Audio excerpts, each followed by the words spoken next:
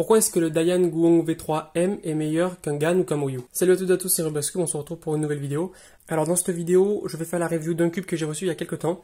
Et je vais vous expliquer pourquoi selon moi il est meilleur qu'un GAN ou qu'un autre Moyu. Alors ce cube c'est le Dayan Guong V3M. Dayan qui est une marque qui existe sur le marché depuis très longtemps. Et moi, personnellement, j'ai pas vu beaucoup de grandes résolutions dans des championnats avec ce genre de cube. Alors moi, j'ai été un grand fan de Dayan. J'avais le Dayan Zanchi à l'époque, qui maintenant a fait son temps. Donc moi, quand je suis tombé sur ce site il y a quelques mois, il y a eu beaucoup de temps de délai de livraison. Donc quand je l'ai vu sur le site, je me dis tiens, je vais le commander pour voir à peu près ce qu'il peut donner.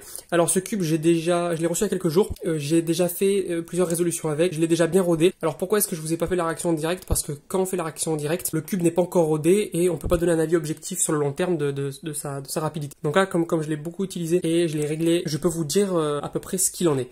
Alors ce qu'il faut savoir, c'est que c'est un cube qui est dans un premier temps extrêmement rapide. Ça, on va pas se le mentir. Le mien est très desserré, donc quand je l'ai reçu, il était encore plus desserré que ça.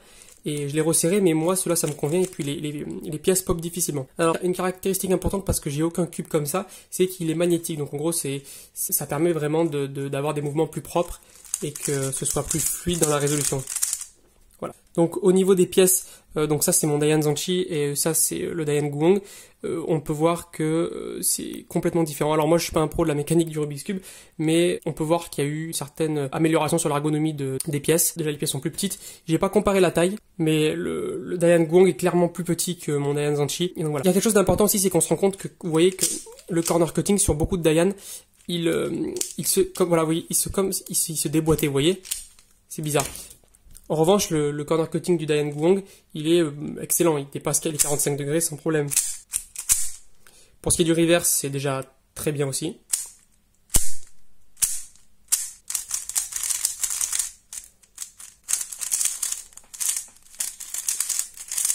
Pour répondre au titre de ma vidéo, pourquoi est-ce que ce cube est bien meilleur, selon moi évidemment, qu'un GAN? Par exemple, on a le GAN 356R, qui n'est pas le dernier GAN, mais qui est quand même un GAN très puissant et efficace. Je trouve qu'il y a plus de fluidité sur le Dayan Guong. Alors avant tout, c'est évidemment un avis qui est complètement personnel. Mais je me suis rendu compte que j'avais beaucoup plus de facilité à terminer mes résolutions de manière fluide, parce que moi j'ai le défaut que quand je fais la PLL de fin, mes mouvements sont un peu bloquants. Je fais un peu de lock-up sur mes mouvements avec le GAN par exemple. En revanche, avec celui-là,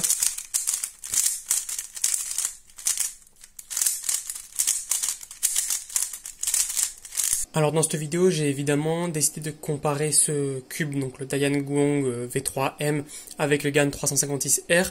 J'aurais pu le comparer évidemment avec d'autres cubes qui sont excellents, comme certains Moyu, comme certains GAN, comme certains YG, comme d'autres cubes, mais je l'ai comparé au GAN 356R car c'était le Rubik's Cube que j'utilisais le plus avant ce Dayan, donc c'est pour ça. Pour moi, il est bien meilleur que le GAN 356R et donc je vais pouvoir le comparer. Pour le Dayan Guong V3M, on le retrouve à 12 € sur le marché, tandis que le GAN 356R, on le retrouve à 20 € sur le marché. Quand je dis qu'il est meilleur que le GAN, c'est avant tout un avis personnel, mais moi je vous conseille fortement d'acheter ce cube parce que on peut faire vraiment de bons résultats et il y a eu vraiment un travail énorme comparé au Dayan Zanchi, qui est un cube, je dirais pas pour les débutants, mais qui est un cube compliqué pour pouvoir descendre très bas en score. Donc petite particularité de ce cube, c'est que les couleurs sont fluo. Moi ça peut me poser problème parce que si vous avez lu un petit peu ma description, je suis daltonien, donc j'ai beaucoup de difficultés à voir les couleurs, et c'est vrai que d'habitude je prends mes cubes avec des couleurs plus sombres, on va dire, moins bright. Et là en revanche, ce cube, quand je l'ai reçu, ça m'étonnait parce que sur le site je l'avais pas vu comme ça, mais ce cube est fluo. Peut-être que vous avez déjà connu plus fluo, mais pour moi ce cube est extrêmement fluo. Mais c'est pas ça qui m'empêche de faire des résolutions sans problème. Donc les couleurs sont magnifiques. Les stickers ont beaucoup de difficultés à partir, contrairement au GAN. Le GAN, j'ai fait quelques résolutions et déjà les stickers commençaient à se détacher parce que ce sont des stickers qui sont très très fins. Les stickers sont beaucoup plus épais ici et on a beaucoup plus...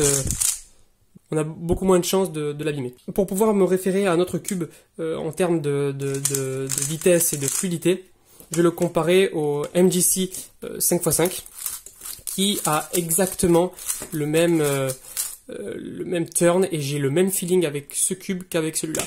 C'est-à-dire que on a vraiment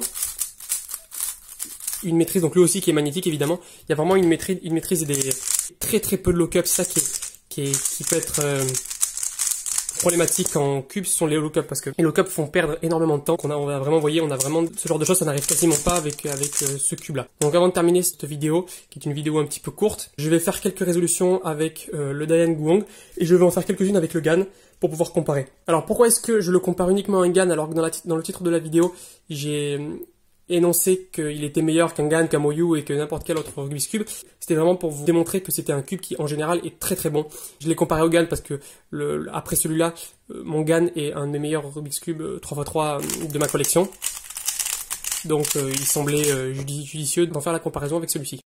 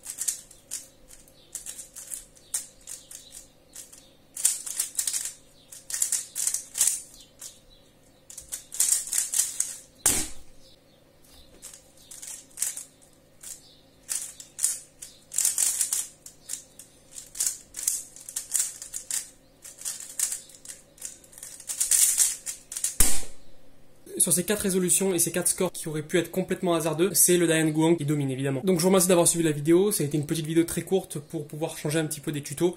Et n'hésitez pas si vous avez des sujets de vidéo à me faire partager. N'hésitez pas non plus à me suivre sur les réseaux sociaux et à m'envoyer des messages pour échanger avec moi, ce sera avec plaisir. Sur ce, je vous dis à la prochaine, c'était Rubik's Cube.